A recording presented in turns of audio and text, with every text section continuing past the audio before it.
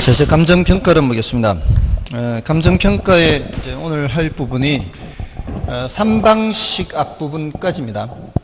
3방식 앞부분까지는 한 2문제 정도가 출제가 돼요. 지금 최근 10년간 출제 경향을 보면은 난이도 높은 문제는 별로 출제가 안 됐습니다. 단어의 뜻만 알면 풀 수 있는 문제들이 대부분이에요. 그러니까 지금 최근 10년간의 출제 경향으로 본다면 기본서나 요약집에 그 많은 양을 다 넣을 필요가 없어요. 근데 앞으로도 계속 그렇게 출제된다는 보장만 있다면 양을 대폭 줄일 수 있어요. 근데 그 장담을 못 하잖아요. 근데 너무나 쉽게 출제가 되어 왔기 때문에, 그러니까 공부할 때는 어려워요. 그럼 내용이 많으니까. 지금 제가 뭘 말씀을 드리려고 하는가 하면, 최근의 출제 경향을 그대로 유지만 한다면 우리가 여기 있는 내용들을 엄청나게 양을 줄일 수가 있다는 뜻이에요. 그러니까 깊게는 안 들어가도 돼요. 그러니까 단어의 뜻만 알 수 있을 정도, 그 정도만이라도 공부를 하자는 거예요. 그러니까 용어의 뜻만 알자. 이런 정도만이라도 하자는 거예요. 더 깊게는 들어가지 않더라도. 그래서 기본적인 용어의 뜻, 그 다음에 공식, 이 정도인데, 그럼 공식은 이제 3방식에 나오는 거니까요. 지금 앞에 감정평가의 앞부분에서는 감정평가의 분류라는 것이 이제 체크를 해야 되는 거고요. 그 다음에 두 번째 주제가 가치와 가격 구별하는 거예요. 가치와 가격. 그 다음에 부동산 가격의 특징 하는 게 있죠. 특징. 가치 형성 요인, 가치 발생 요인 하는 거 있잖아요. 가치 형성 요인, 가치 발생 요인. 그리고 가격제 원칙 하는 게 있죠. 가격 원칙. 여러 가지 원칙들이 있죠. 그 다음에 지역 분석, 개별 분석, 이런 겁니다. 이런 이제 소주제로 나누어지죠. 소주제로 나누어졌을 때 각각의 주제별로 이제 체크할 게 있죠. 여기는 현족, 기소, 일구부, 현황평가, 조건부평가, 기한부평가, 소급평가, 그 다음에 일괄평가, 구분평가, 부분평가. 이 단어의 뜻을 구별하는 거. 그 다음에 가치와 가격 구별하는 거. 가치는 추상적, 주관적 개념, 가격은 구체적, 객관적 개념. 가치는 일정 시점에 여러 가지가 있을 수 있고, 가격은 하나. 그리고 가치는 장래 기대되는 편익의 현재값, 가격은 실제로 지불된 과거값. 가치는 가격과 오차가 나타날 수 있는데 이거는 단기적인 현상이고 장기적으로는 일치한다. 뭐 이런 내용들이 있잖아요. 이제 그 주제별로 이런 내용들이 생각나도록 하면, 그러면은 이렇게 하면은 이제 다른 주제도 이렇게 하면은 결론은 80점 나와요. 이런 식으로 정리가 되어 있으면 주제별로 이렇게 했을 때 거기에 뭐 내용이 있다, 무슨 내용이 있다, 이렇게 간략하게라도 대답을 하는 사람은 80점이에요. 그럼 그만큼 결론을 잘한다는 뜻이죠. 그러면은 민법 40점만 받아도 돼요. 민법 40점만 받아도. 어떻게 하는 게 더 쉬울 것 같아요? 결론 80점, 민법 40점이 더 쉬울 것 같아요? 민법 80점, 결론 40점이 더 쉬울 것 같아요? 결론 80점이 더 쉬울 것 같죠? 더 쉬워요. 실제로 공부할 때는 좀 어렵다고들 하는데요. 실전의 점수가 결론이 더 높아요.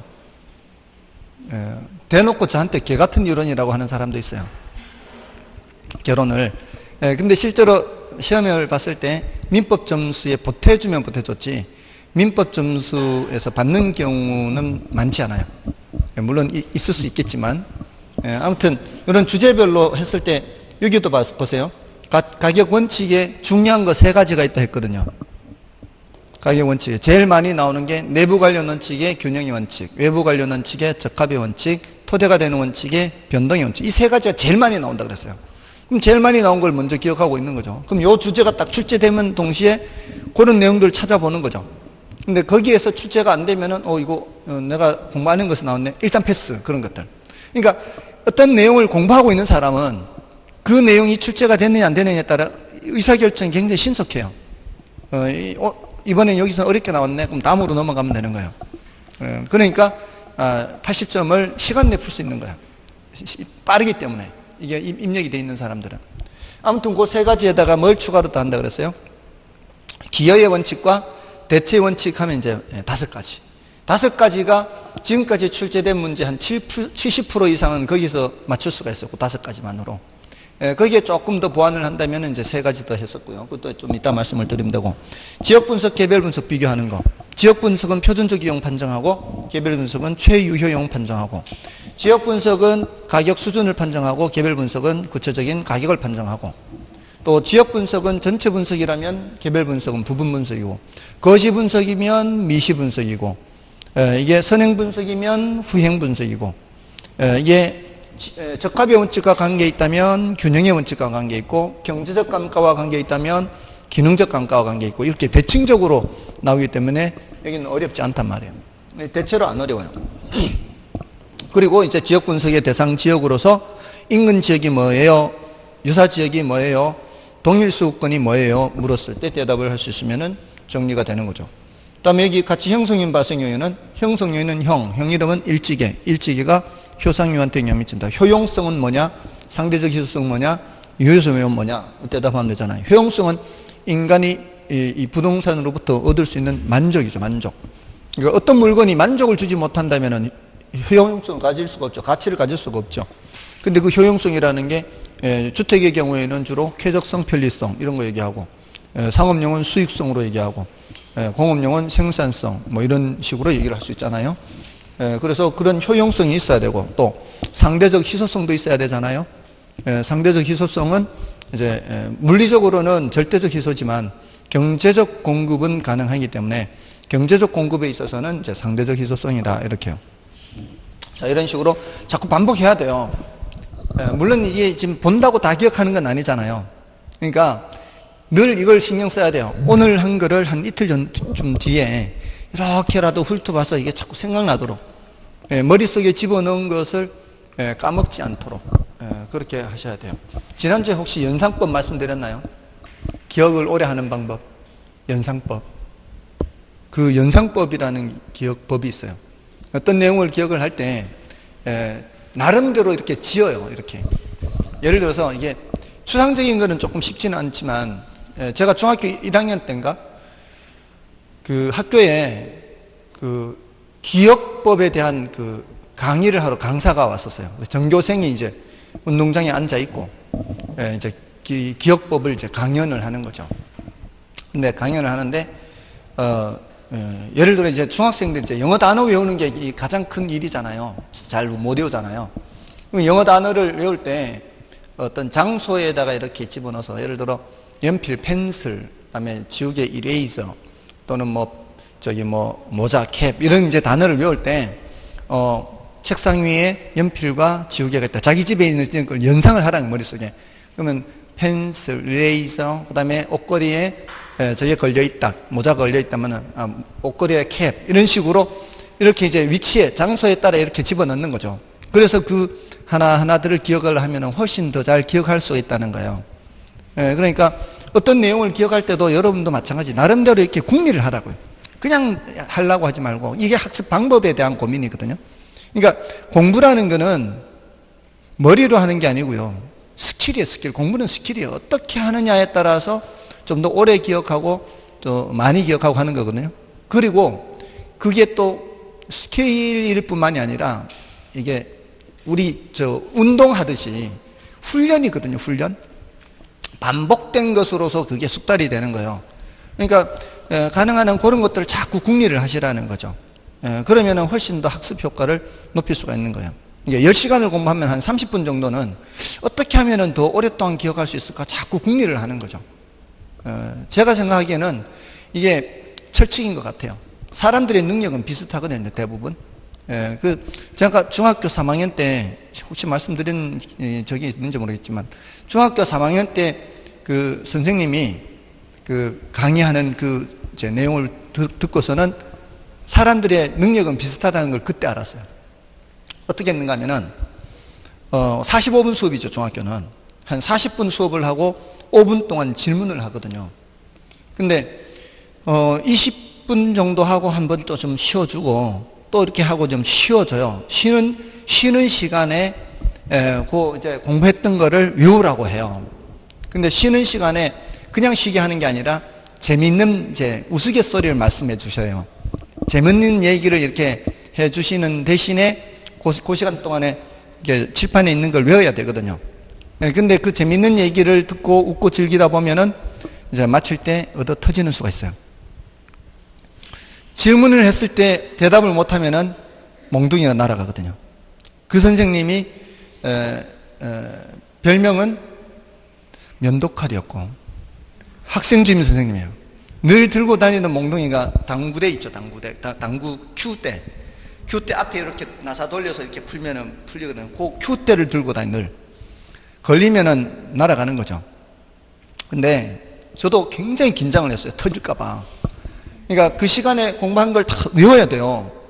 근데 이제 어떤 때는 번호로 불러요. 그러니까 그날이 4일이다 그러면은 4번 조심해야 돼요. 4번, 14번, 24번이 다 질문할 수는 없으니까. 그럼 내가 22번이다 그러면 2일, 12일 이때는 굉장히 조심하는 거죠. 근데 그게 반드시 그게 아니라 어떤 때는 분단으로 물어 이렇게. 날짜로 묻다가 분단으로 묻고 어떻게 질문할 줄 모르니까 이게 항상 긴장을 해야 되는 거죠.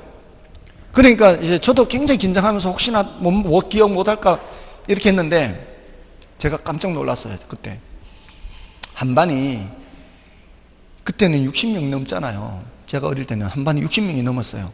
근데 거의 대답을 다 하더라는 거죠. 거의 대답을 다 해요. 반에서 저 꼴찌하고 하는 애들 있잖아요. 평소에 이렇게 거의 전교에서도 꼴찌하는 애들, 이런 애들이 대답을 다 하더라는 거예요. 뭘 뜻하는 거예요? 사람의 능력은 비슷하다는 거죠. 안 하니까 못하는 거였죠. 지금까지. 걔네들이 마음 먹고 하면은 할 수 있었다는 거죠. 근데 안 했을 뿐인 거죠. 그래서 깜짝 놀랐어요, 제가. 그래서 저는 사실 그때 전교 1등 하는 애들이 도대체 어떤 애들인지 신기했거든요. 쟤네들은 어떻게 해서 전교 1등을 할까? 그러니까 저는 어떤 생각을 했는가 하면 쟤네들은 분명히 특별한 과외를 받거나 아니면은 극단적으로는 시험 치기 전에 학교 몰래 들어가서 시험지를 훔쳐 나오거나 이런 생각을 했던 거예요. 근데 이제 지내고 보니까 아닌 거죠. 이게 그냥 열심히 한 거죠. 열심히 해서 그래서 저도 따라했죠. 일단 따라했어요. 그 선생님이 가르쳐준 방법대로. 어떻게 따라했게요? 그 과목만 그렇게 한 게 아니고요. 다른 과목도 그렇게 한 거죠. 다른 과목은 선생님이 몽둥이를 들고 그렇게 테스트를 하고 하지 않지만 저 스스로 이게 가능한 얘기구나 이게. 그러니까 다른 과목 국어라든가 기술이라든가 다른 과목을 공부할 때도 선생님이 마치고 질문할 거라고 생각하고 스스로 계속 준비를 한 거죠. 저거 질문하면 대답해야지.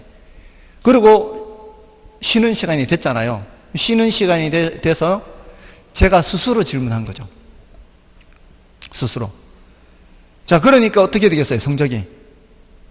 바로 쫙 올라가는 거예요. 그게.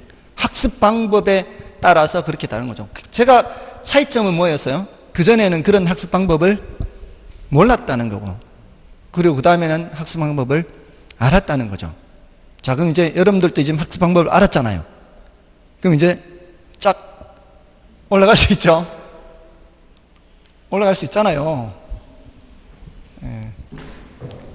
그 다음은 뭐예요? 그 다음은 구슬이 서말이라도 껴야 법이죠.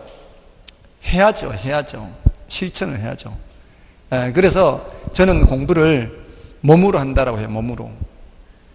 공부는 머리로 하는 게 아니라 몸으로 하는 거죠. 스킬이고 그걸 몸으로 그 실천을 해야 그게 성과를 얻을 수 있는 거죠. 자, 아무튼 요 내용인데 일단은 이제 감정평가 분류를 먼저 하고요. 요 부동산 가격까지 하고 좀 시간을 나눠서 하면 되겠죠.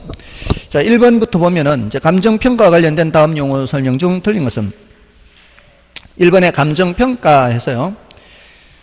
토지 등의 경제적 가치를 판정하여 그 결과를 가액으로 나타내는 것으로서, 자, 요거는 이제 감정평가 규칙상 정의입니다.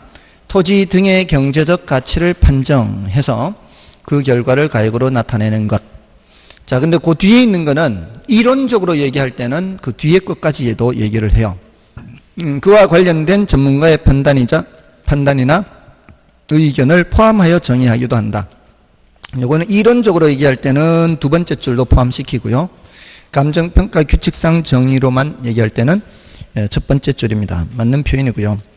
그 다음에 공인평가가 있죠. 공인평가는 국가 또는 단체로부터 자격을 부여받은 개인이 평가의 주체가 되는 평가로서 우리나라는 공인평가 제도를 취하고 있죠.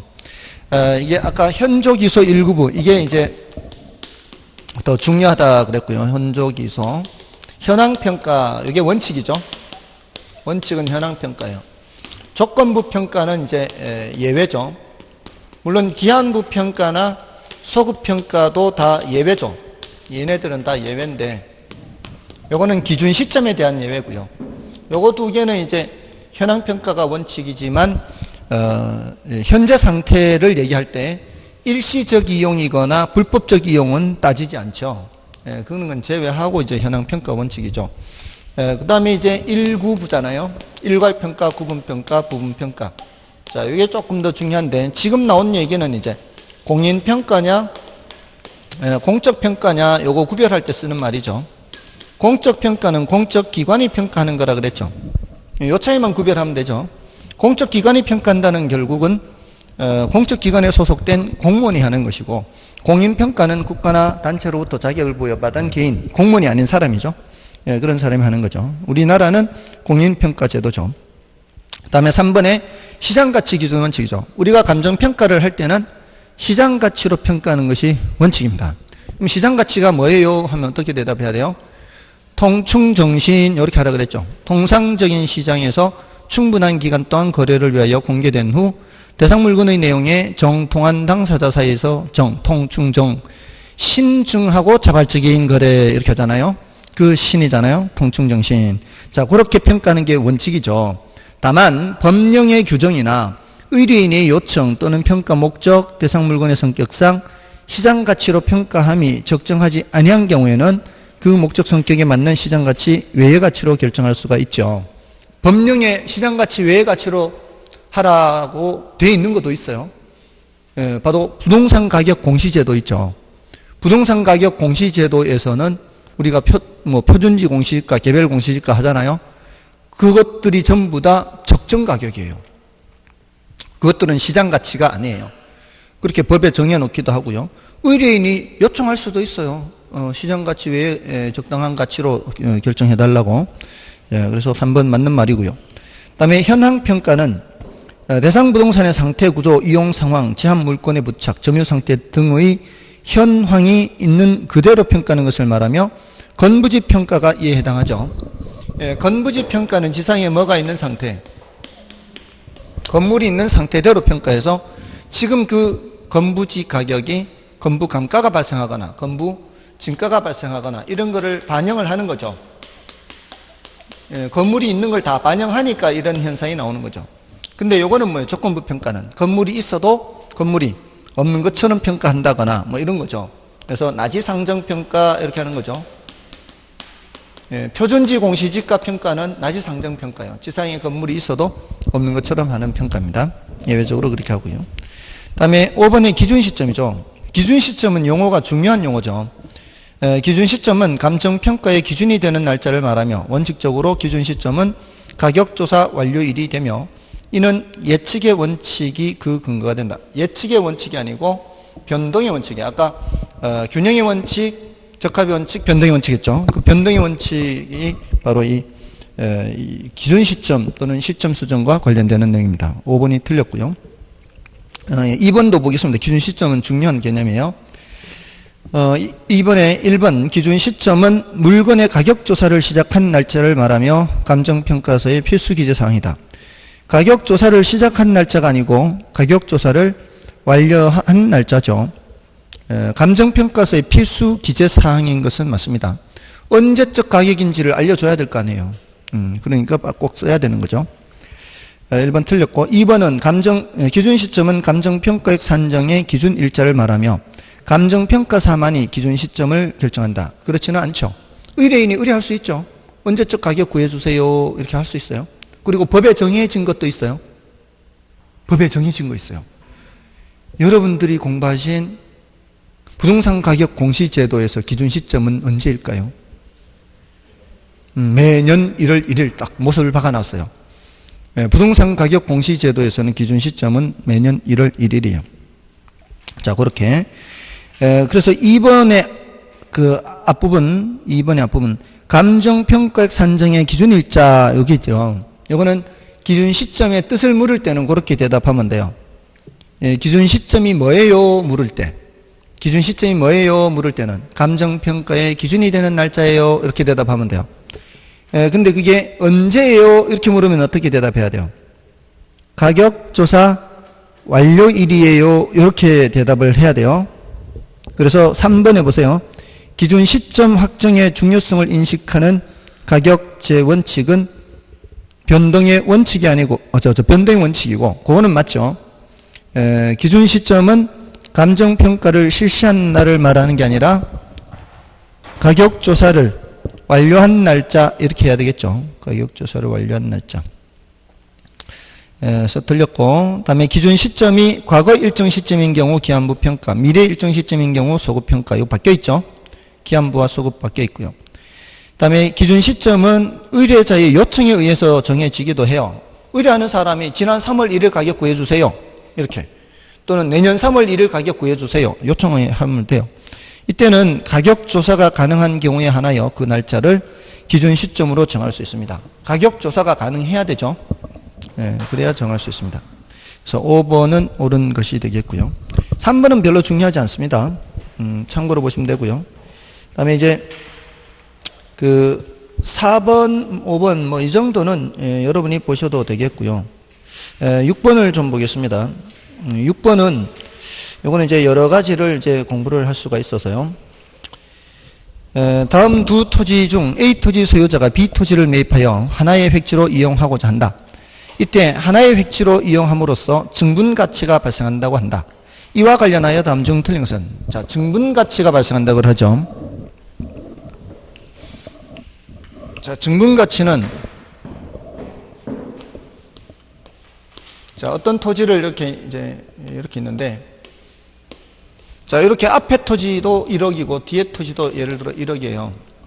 근데 이 두 토지를 A, B 두 토지를 이제 합해서 쓰려고 하는 거죠. 합해서 쓰면은 3억의 가치가 나간다라고 생각해 보세요.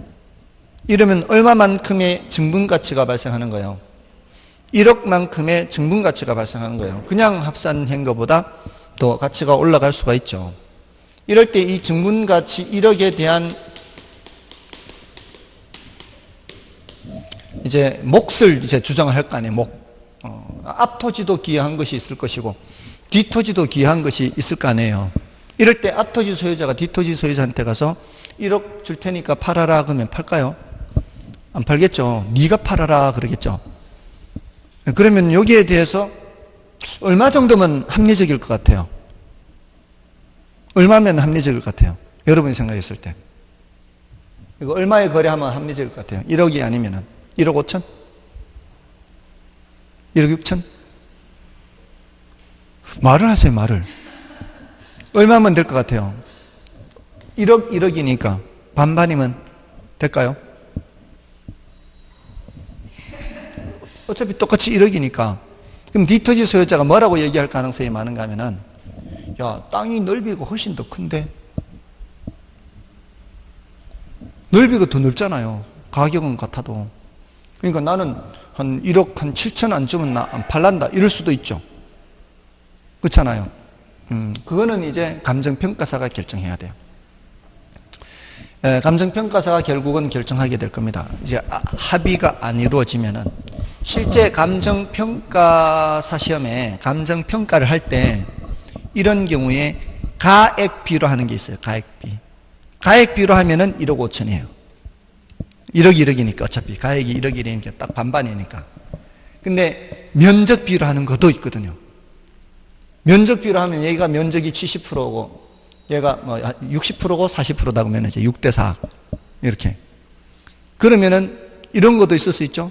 면적비와 가액비를 다 고려하는 거죠.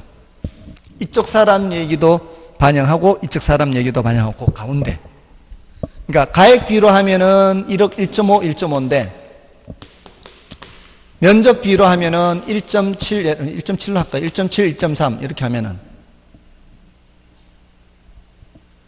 그러면은 이 사람의 입장도 좀 더 반영을 해야 될 거 아니에요. 이 사람만 생각하는 게 아니라 그러면은 1.6억 정도. 이게 1.7이고 1.3이니까. 그래서 요 가운데인 1.6억 뭐 이런 정도. 이렇게 양쪽을 다 반영하는 방법도 있어요. 자, 어떻든 이렇게 결정하는 거는 시장 가치 계산하는 거예요. 시장 가치 외의 가치 계산하는 거예요. 시장 가치 외의 가치 계산 이런 경우가. 이럴 때 1.6억으로 결정이 되면 이거는 다른 사람한테 팔 때 이렇게 받을 수 있나요? 안 되잖아요. 이 두 사람 사이에서만 합리성이 인정되는 가격이죠. 이런 가격을 한정 가격 그래요. 이 한정 가격 1.6억 계산할 때 무슨 원칙이 적용됐을까요?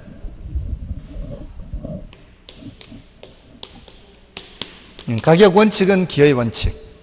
부동산의 특성은 병합 분할 가능성. 현황 평가, 조건부 평가. 무슨 평가? 조건부 평가. 지금 상태대로 평가하는 게 아니라 병합하는 것을 전제로 한 평가이기 때문에 조건부 평가. 자, 이런 여러 가지 내용이 여기에 포함되어 있어요. 그죠? 자, 그래서 1번에 B토지를 자료형 토지를 한다. 맞나요? 그 다음에 이와 관련된 부동산의 특성은 병합 분할 가능성. 맞죠? 그 다음에 두 토지 소유자 간 증분가치에 대한 합의가 이루어지지 않아 감정평가사에게 의뢰하는 경우 감정평가사는 현황평가를 한다. 조건부 평가죠. 3번 틀렸고요. 그 다음에 이 경우 감정평가사는 기여의 원칙을 적용하죠. 시장가치 외의 가치로 평가하죠. 그 다음에 감정평가사가 적정한 가격을 산정하게 되면은 이는 A와 B 토지 소유자 사이의 합리성이 인정되는 가격이다. 맞나요? 요 두 사람 사이에서만 합리성 인정되는 가격. 아까 무슨 가격이라고 그랬어요? 한정 가격. 물론 시장가치 외의 가치입니다. 시장가치 외의 가치. 한정 가격. 그 기출문제를 좀 볼까요? 기출문제가 어떻게 나왔는지. 감정평가 용어에 대한 설명 중 틀린 것은 1번의 조건부 평가란 부동산 가격의 증감 요인이 되는 새로운 상황의 발생을 상정하여 했죠. 상정하여 그 조건이 성취되는 경우를 전제로 부동산을 평가하는 것. 조건부 평가 맞죠? 맞는 말이에요. 그 다음에 소급평가란 과거 어느 시점을 기준 시점으로 하여 부동산 가격을 평가하는 것 맞고요. 일괄평가죠. 일괄평가는 키워드가 뭐예요? 일체로 거래되거나 용도상 불가분 관계 있을 때죠. 그래서 일체로 거래 요 키워드고요. 그 끝에 첫 번째 줄 끝에 상호간 불가분 관계 요것도 키워드죠. 맞고요. 법정평가란 법규에서 정한 대로 행하는 평가로서 공공용지 수용시 평가, 과세평가 이런 것들은 모두 법정평가 맞고요. 구분평가란 일체로 이용하고 있는 물건의 일부만을 평가하는 경우. 요거는 일부만을 평가하는 경우는 뭐예요? 부분평가죠. 부분평가. 그래서 틀렸습니다. 정답은 5번이고요. 다음에 이제 가격 이론을 보겠습니다. 가격 이론. 자, 이 가격 이론은 자, 아까 가치와 가격 일단 구별하는 게 있다고 그랬죠. 여기서 일단 1번을 보겠습니다. 부동산 가격과 가치 관계에 관한 설명 중 옳은 것은 1번에 부동산 가치는 현실의 실제 시장에서 매매 당사자 간에 실제로 지불된 값이다. 이거는 가격을 말하는 거죠. 틀렸고요. 그 다음에 부동산의 가격은 시장의 수급작용에 의해 거래 당사자의 개별적인 동기가 개입되어 흥정된 값이다. 이건 맞죠. 가격은 이렇게 된 거고요. 그 다음에 3번에 부동산의 가치는 그것으로부터 장래 발생할 권리와 이익에 대한 값이 아니라 물리적 실체로서의 현재 가치이다. 우리 부동산에 대해서 가격을 얘기할 때는 그 장래 발생할 권리와 이익에 대한 것이라고 대답을 하지 물리적 실체로서의 값을 얘기하는 것은 아닙니다. 그래서 틀렸고요. 다음에 4번에 부동산의 가치는 시장 가치가 아니라 생산 가치다. 당연히 말이 안 되죠. 당연히 가치는 시장 가치를 말하는 것이고요. 다음에 주어진 시점에서 대상 부동산의 가치는 하나밖에 없지만 가격은 다원적이다. 이것도 바뀌었죠. 가격이 하나밖에 없는 거고요. 가치는 다원적이죠. 시장가치, 교환가치, 사용가치, 보험가치, 보상가치, 여러 가지 가치 개념이 있는 거죠. 그래서 정답은 2번이었고요. 2번, 3번 요거는 이제 좀 중복되는 것이 있으니까 3번을 좀 보겠습니다. 3번 볼게요. 부동산 가격 이론에서 가치와 가격에 관한 설명 중 틀린 것은 1번에 가치는 주관적 추상적 개념이죠. 그리고 가격은 가치가 시장을 통하여 화폐 단위로 구현된 객관적 구체적 개념이죠. 눈에 보이지 않는 가치를 화폐라는 옷을 입혀서 보이게 하는 것이 가격이죠. 그리고 이번에 단기적으로 가격은 가치로부터 괴리되고 수요와 공급의 변동에 따라 장기적으로 가치와 가격은 일치하게 되는 현상을 나타낸다. 장기적으로 가치와 가격은 일치하죠. 우선 단기적으로는 벗어날 수 있죠. 오차가 나타날 수 있죠. 그래서 가치는 가격 플러스 마이너스 오차 하잖아요. 이 오차가 나타나는 현상은 단기적인 현상이고 장기적으로는 일치하게 되는 거죠. 그 다음에 3번 부동산과 같은 내구재는 가치를 어떤 재화가 다른 재화를 교환의 대상으로 지배하는 힘이라고 정의하는 것이 합리적이다. 자, 이건 조금 어려운 내용인데요. 지금 그 뒤에 어떤 재화가 다른 재화를 교환의 대상으로 지배하는 힘, 이렇게 말하는 것은 교환가치라 그래요. 교환가치. 그러니까 교환가치라고 해서 아예 틀린 것은 아닌데요. 내구재의 경우는 주로 어떻게 많이 얘기하는가 하면은 장래 기대되는 편익의 현재값 이렇게 한단 말이에요. 왜냐하면 내구재는 지금 당장에 얻는 편익만 있는 게 아니잖아요. 앞으로도 얻는 편익이 장기적으로 나타나죠. 그러니까 뭐라고 표현해요? 장래 기대되는 편익의 현재값 이렇게 하는 것이 더 합리적이라는 거죠. 우리가 가치와 가격을 구별하는 이유도 부동산이 내구재이기 때문에 그래요. 내구재. 거기서 얻는 편익이 장기간에 걸쳐서 나타나기 때문에 그래서 3번은 틀렸고요. 그 다음에 4번은 부동산 가치는 평가 목적에 따라 일정 시점에서 여러 가지가 존재하죠. 그래서 교환가치, 사용가치, 시장가치, 투자가치, 보상가치, 공익가치 여러 가지 가치 개념이 있죠. 근데 부동산 가격은 일정 시점에 하나만 존재하고요. 그 다음에 부동산 가치는 장래에 기대되는 이후 무형의 편익을 현재 가치로 환원하는 값을 의미한다. 그렇죠. 그래서 정답은 3번이고요. 다음에 넘어가서 4번을 좀 볼까요? 부동산 가격의 특징. 자, 요거는 부동산 가격의 특징은 이제 1번에 부동산 가격은 교환의 대가인 협의의 가격 외에 용익의 대가인 임료가 중요한데 이는 영속성에 근거한다. 자, 이거 부동산 특성의 파생현상과 관련되죠. 우리 임대차, 임대시장 이거는 뭐와 관계있다 그랬어요? 영속성과 관계있다 그랬죠. 내구재에 대해서는 임대차, 단용재에 대해서는 소비대차라 그랬죠. 그래서 임대차라는 거는 내구재이기 때문에 나타나는 거고요. 영속성 맞고요. 그 다음에 부동산의 가격 다원론에 의할 경우 감정평가는 시장가치로 평가함이 원칙인데 가격 다원론은 부동성에 근거한다. 다원론, 여러 가지란 얘기잖아요. 이거는 근거가 뭐겠어요? 근거가 용도 다양성이겠죠. 다양한 거. 부동산 특성을 따진다면은 용도 다양성이에요. 그러니까 이런 거 얘기할 때는 부동성 말고도 다른 특성이 머릿속에 일단 있어야죠. 머릿속에 있어야 혹시 얘가 될 수는 없을까 이걸 생각한단 말이에요.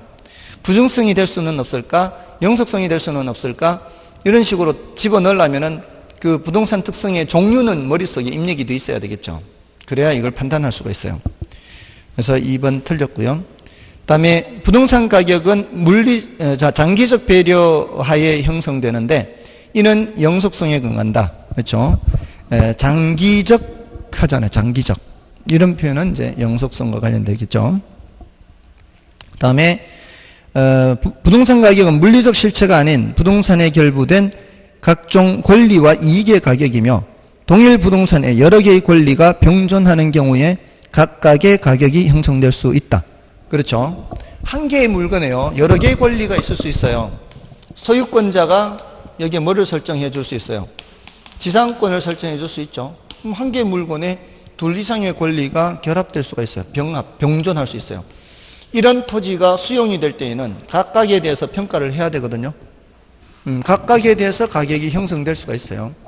예, 얼마든지 가능한 얘기입니다. 그 다음에 5번에 부동산 가격은 원칙적으로 수요 공급 모두의 작용에 의하여 결정되나 부동산은 생산기간의 장기성으로 인하여 수요자 경쟁 가격의 성격이 강하게 나타난다. 자, 요거는 이제 뭔 소린가 하면은 우리 앞에 수요 공급 보세요. 우리 수요 공급 공부할 때 수요 공급에 의해서 가격 결정된다 그랬죠. 그럼 수요도 등장하고 공급도 등장하고 상호작용인데 수요자들은 비교적 들락날락거리기가 쉬워요. 근데 공급자들은, 왜냐하면 수요자들은 돈 들고 오면 되잖아요. 근데 공급자들은 물건을 들고 와야죠. 유효 공급이 되려면. 근데 부동산 공급은, 물론 중고부동산은 그렇지 않지만 새로 생산해서 내놓는 경우에는 시간이 많이 걸리죠. 그래서 어떤 지역에 부동산이 부족한 현상이 나타날 때 공급은 단기적으로 공급이 잘 증가가 안 돼요. 수요에 의해서 결정이 되는 거죠. 또 일단 공급이 돼버린 상태라면은 일부러 때려 부시지 않는다면은 이게 줄어들지도 않아요. 상당히 긴 기간이 가야 돼요. 그래서 공급 조절이 잘 안 된다 그랬잖아요. 수급 조절 중에서. 그래서 누구 경쟁이다? 수요자 경쟁 가격의 성격이 강한 거죠. 그래서 정답은 2번이 되고요. 다음에 5번 시장가치 개념 정도는 알아두셔야 되죠. 아까 시장가치가 뭐라고 그랬어요? 통충정신 했잖아요. 통충정신. 그래서 대상부동산의 내용에 정통한 당사자 해야 되죠. 통충정신 할 때 정이죠. 정통한 당사자. 정. 다음에 매매 당사자 간의 자발적인 의사로 합의될 수 있는 매매 가능한 가격이다. 맞죠? 통충정신 할 때 신에 들어가는 내용이요. 신중하고 자발적인이죠. 신중하고 자발적인. 그래서 맞고요. 그다음에 매매 당사자가 대상 부동산의 경제적 가치나 시장성에 여기 나오네요. 신중하게 판단한 후에 성립될 가능성이 가장 높은 가격이다. 맞고요. 통충정신. 4번은 부동산 시장에서의 가치 형성은 출품 기간이 길수록 좋다. 이게 통충에서 충이에요. 충분한 기간, 여기에 해당하는 건데 지금 4번이 틀렸다고 짧을수록 좋다고 하면 또 안 돼요. 너무 길어도 안 되고 너무 짧아도 안 되는 거예요. 충분한이란 이 단어의 뜻이 뭘까요? 충분한. 충자가 한자로는 가득 찰 충자죠. 가득 찰 충자예요. 넘치지 않는 거예요. 모자라지도 않는 거예요. 넘치지도 않고 모자라지도 않는 게 뭐예요? 가장 적당하네, 적당한. 적당한으로 번역하는 게 조금은 더 나올 수 있어요. 그러니까 영어 단어에 adequate이라는 단어 있잖아요. adequate. adequate이라는 단어가 adequate. 이게 충분한으로 번역이 되기도 하고요. 적당한으로 번역이 되기도 하거든요. 이 단어를 번역한 거라고 생각하시면 돼요. 그러니까 넘치지도 모자라지도 않는 그런 상태를 말해요. 너무 길어도 안 되고 너무 짧아도 안 되는 적당한 상태를 말하는 겁니다. 그래서 4번 틀렸고요. 그 다음에 매매 당사자의 의사에 반하여 강요되지 않은 상태에서 매매 가능한 것이다. 요거는 이제 당연하죠. 자발적인. 정답은 4번이고요. 그 다음에 이제 6번은 이제 가치 발생 요인, 가치 형성 요인 하죠. 그러니까 가치 형성 요인이 가치 발생 요인에 영향을 미치는 거죠. 네. 가치 형성 요인. 형일은 뭐예요? 일찍이죠, 일찍이. 일반 요인, 지역 요인, 개별 요인 하잖아요. 일반 요인, 지역 요인, 개별 요인. 여기서 지역 요인과 개별 요인이 더 중요하죠. 이 형성 요인이 누구한테 영향을 미치는 거예요? 가치 발생 요인한테 영향을 미치는 거죠. 가치 발생 요인에는 뭐가 있고요? 효상유가 있죠. 효용성 또는 이제 유용성이라고도 하고요. 그 다음에 상대적 희소성이죠. 그 다음에 유효수요예요. 이렇게. 자, 여기 이제 이전성을 추가로 두는 사람도 있기는 하죠. 이전성, 이제 물리적 실체를 이전하는 게 아니죠. 권리 이전성이 권리. 자, 이게 이제 지역 요인이나 개별 요인 이런 것들이 여기에 영향을 미치는 거죠. 아까 효용성이 뭐라고 했어요? 만족을 주는 거죠. 인간에게. 물건이 인간에게 만족을 준다는 게 주택 같은 경우에는 쾌적성이나 편리성 뭐 이런 거. 그다음에 상가는 수익성, 뭐 공장 용지 같은 경우에는 뭐 생산성 이런 거. 여기 상대적 희소성이죠. 절대적 희소가 아니라 상대적 희소다. 그리고 유효 수요 이런 것들이죠. 그래서 1번에 부동산의 가치는 수요와 공급에 영향을 주는 효용, 상대적 희소성, 유효 수요 세 가지 발생 요소의 상호작용으로 가치가 발생하죠. 어느 하나만으로 안 되죠. 어느 하나만으로는 안 되고요. 세 개가 함께 있어야 되고요. 그다음에 유용성 또는 효용은 인간의 필요나 욕구를 만족시켜 줄 수 있는 재화의 능력으로서 그 부동산의 쾌적성이나 수익성 등을 말한다. 그렇죠. 또 토지는 물리적 측면에서 절대적인 희소성이 있으나 용도적인 측면에서 경제적 공급량이 문제되므로 희소성은 상대적 희소성이고요. 그 다음에 4번에 가치 발생 요인에 영향을 주는 요인을 가치 형성 요인이라 한다. 여기 가치 형성 요인 중 지역 요인은 대상 부동산의 가치 형성을 개별화, 구체화시키는 요인이다. 구체화시키는 건 개별 요인을 말하는 거예요. 그래서 틀렸고요. 부동산 가치 형성 요인은 하나하나가 독립하여 개별적으로 작용하는 것이 아니라 서로가 유기적인 상호관계를 맺고 관련성을 갖습니다. 얘가 각각 독립되어 있는 게 아니다 이 말이에요. 서로 관련되어서 유기적으로 관련성을 갖는다라는 거고요. 정답은 4번이고요. 다음에 7번과 같이 문제 출제되기도 했습니다. 가치 발생 요인이 뭐냐? 효용성, 상대적 희소성, 유효 수요를 이렇게 질문하기도 했어요. 그럼 뭐 여러분이 보시면 되고. 다음에 8번은 출제된 적은 상당히 오래됐는데요. 이게 이제 내용이 어렵게 접근하지 않아도 되니까 이제 요령을 알려드릴게요. 지금 여기 일반 요인 안에 사회적 요인이 있고 경제적 요인이 있고 행정적 요인이 있어요. 과거에는 이거를 질문한 적도 있어요. 여기에 속하는 거냐, 여기에 속하는 거냐, 여기에 속하는 거냐. 구체적으로. 이거 다 어떻게 외워? 못 외우죠. 근데 요령이 있다는 거죠. 모든 거를 그렇게 다 외우고 하는 거는 이거는 감당이 안 되는 거죠. 제가 여러분들 그렇게 힘들게 하진 않아요. 그러니까 요령을 알려, 요령. 이쪽에서부터 거꾸로 가면 거꾸로 가면은 비교적 쉬워요. 행정적 요인이라고 할 때는 무슨 정부의 정책, 규제, 계획, 제도 그런 이 주체가 정부가 하는 그런 제도, 규제, 계획 이런 것들 있죠. 이런 것들을 행정적 요인이라고 그래요. 거기에 따라 구체적으로 건물 짓는 걸 말하는 거 말고 그런 제도, 정책, 계획, 규제 이런 상태를 보면은 돼요. 그런 말이 있으면은 그거는 행정적 요인이에요. 판단하기 안 어려워요. 그럼 이제 그 다음은 이걸 판단하는 거예요. 얘가 아니에요. 일단 얘가 아니면 이쪽으로 가요. 경제적 요인. 여기에는 소득, 임금, 고용, 산업구조 어떤 용어들이 나와요? 물가 이런 용어들이 전부 다 뭐예요? 경제 지표들 아니에요? 이런 무슨 요인? 경제적 요인. 이것도 저것도 아니면 전부 다 뭐예요? 그렇게 하면 돼. 아시겠어요? 그렇게 해서 안 되면 할 수 없어요. 왜냐하면은 한번 생각해 보세요. 어떤 요인이라는 게 탁 이제 두부모를 자르듯이 요거는 사회적 요인, 요거는 경제적 요인. 이렇게 탁탁탁 자르기가 모든 게 다 쉽겠어요? 어떤 경우는 이게 걸쳐 있는 경우도 있을 거 아니에요. 그런 경우는 할 수 없고 이게 출제될지도 안 될지도 모르는데 기본서에 있는 그 세부적인 항목들까지 다 외우고 이러는 것들은 그런 별로 우리가 바람직한 학습 방법이 아닌 거죠. 뭔지 아시겠죠? 그런 항목들을 일일이 다 하는 거는 그건 이건 패망의 지름길이에요. 그러니까 저런 식으로 접근하면 돼. 접근하는 게 그런 식으로 접근하면 된다고요.